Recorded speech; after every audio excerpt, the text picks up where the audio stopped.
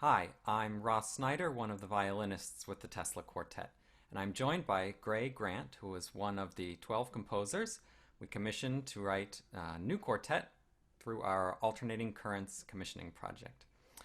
Gray, thank you so much for taking the time to talk with me, and thank you for the wonderful piece of music you wrote for us. Yeah, thank you for commissioning me and commissioning all of my other 11 colleagues. I've been listening to everything so far, and it's amazing, and it's such a wonderful project. So, thank you so much. We're glad to have you as a part of it. And I wanted to just get right in and talk about the music.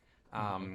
So the title of your quartet is "For the Cliffsides Carved by Lakes, for the Lakes Carved Long Ago."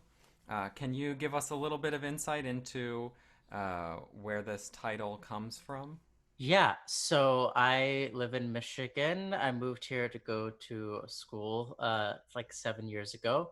And I have fallen in love with Michigan.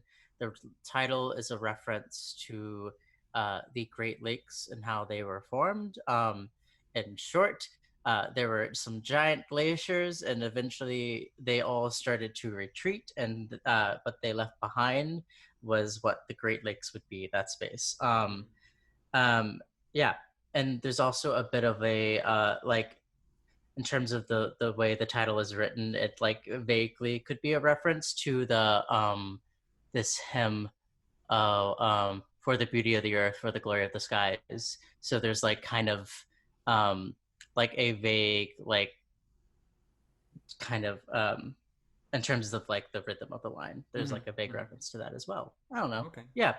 For those listeners who aren't necessarily familiar with how the music is written, because it just sounds so chaotic from the beginning, um, like this kind of free for all. Um, Actually, what you write is kind of short cells of music. My first one I'm counting here is like 7 bars, no, it's 8 bars.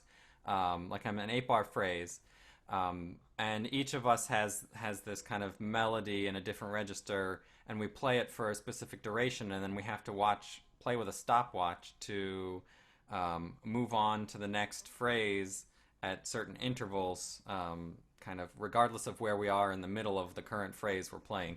Um, is this type of writing something that is kind of a normal part of your creative process, your output, or do you have other kind of other ways of writing music? Can you tell us like why in particular this particular piece works this way? Yeah. This is form of music writing, this like stopwatch based music is definitely a way that I write music. It's not always how I write music. Sometimes I'm writing like very traditionally, just like fully scored out, fully notated in like the Mm-hmm. classical Western art music tradition. But this is like a technique of aleatory that I've been working on and developing, and that's also like heavily inspired by a friend of mine who's like the master of writing this way. Mm-hmm. Um, it's a really fun technique. It usually works very well with long pieces, like if you're for kind of writing like large ensemble 40-minute epic works where it's just like beautiful textures of drones. It kind of helps, it achieves a kind of nice landscape of sound that I really wanted to go for specifically with this piece that was so heavily inspired by the landscape of Michigan. Mm-hmm. um yeah, it's just really a folk tune that I wrote, and then I made you play it in different ways. Like that's what the piece is. And for everybody who made it through it, congratulations. It's I when I first listened to it, uh was I was screaming with joy, but also I did not know what it was going to sound like until I heard Sure. the Yeah. preview of it.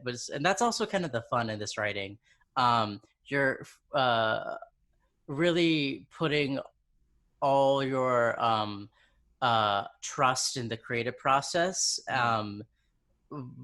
while knowing that you won't know what the piece will actually really sound like. Uh-huh. Um, and I think that's kind of a fun thing about it as well. Yeah. Well, definitely for us, I mean, it's yeah, it was definitely a crazy experience. Mm-hmm. And yeah, very very fast and explosive at the beginning, which took some getting used to just get everything kind of to not to like trip over ourselves, Yeah. but the way it just kind of evolves and slows down and becomes Mm-hmm. this kind of completely other dimension. Mm-hmm. I Mm-hmm. thought was really cool. Yeah. Um, and also, you know, when we were speaking as a whole quartet with you after you submitted the piece, Mm-hmm. um, and Beethoven came up obviously because this little bit of Beethoven is what we prompted Mm-hmm. all the composers with as kind of a jumping off point for their compositions. Mm-hmm. Um, and you mentioned that Beethoven is not necessarily one of your favorites, perhaps, you know, maybe the opposite. And which, you know, for quartet players, can be a bit of a shock to hear sometimes, I think, because um, you know he is such, you know, kind of the standard Yeah. of our repertoire. Um, Mm-hmm. but so can you just talk about like your experience with Beethoven, Mm-hmm. Mm-hmm. Mm-hmm. or you know, how you see him in the, you know, the 21st century? Yeah. So this is a question that I have to that I still like think about. Like I know that he's not like a go-to for me. Mm-hmm. Trying to figure out why is always a ongoing question because I want to like Beethoven and there's a lot of Beethoven that I really do like. Um, I've kind of realized the reason why I don't necessarily go to Beethoven that much. Is just because of like my musical upbringing. I grew up with three like classical CDs, and they were like Gershwin piano rolls plus Gershwin like orchestral works. Then we had Holst planets, and I think we had like Beethoven 5. And I was really just like wearing out the Gershwin and the Holst. Mm-hmm. I just Beethoven 5 was like great and epic and exciting. Um but I was a lot more interested in just the other two. And then on top of that, I come from like a vocal tradition, um like classic singing in a church to like choiry stuff, and Mm-hmm. singing in like a choir kind of got me into like singing in operas, and I was like doing Menotti, and I was like the little kid who sings about wanting a trumpet and a pony in Bohème. Uh-huh. So Uh-huh. choir culture is so much different than like orchestra culture or like chamber music culture. Sure. And so my references and my canon has always been very different just because Beethoven's relationship with vocal music is a little bit different. You know, Sure. I know too much about John Rutter, and I don't think anybody needs to know that much about John Rutter. Bless him. But like that's there was a lot of that, and there was a lot of Bach, and there was a lot of um just like a lot of Strauss Mm-hmm. and Brahms, um, but not so much Beethoven. Mm-hmm. Though I'm still waiting for my moment where I get to sing in like the Beethoven choral fantasy. Like Sure. Yeah. it's it's beautiful. Um, so yeah, I don't like hate Beethoven. Um, I just like he just was never around, and so I never had to confront him and his kind of position within the canon as a lot of other composers do. Mm-hmm. Um, and so yeah, I don't know, he's fine. Uh-huh. I understand why he is in the canon. Mm-hmm. I definitely do. But I just never really concerned myself that much with him, I Mm-hmm. suppose. And even today with his music, I mean, obviously this year with his 250th, Mm-hmm. he's being programmed, you know, to the extreme. Yeah. Um, but I know, you know, one of the things that's important to you is greater representation of more Mm-hmm. voices in classical music. Yeah.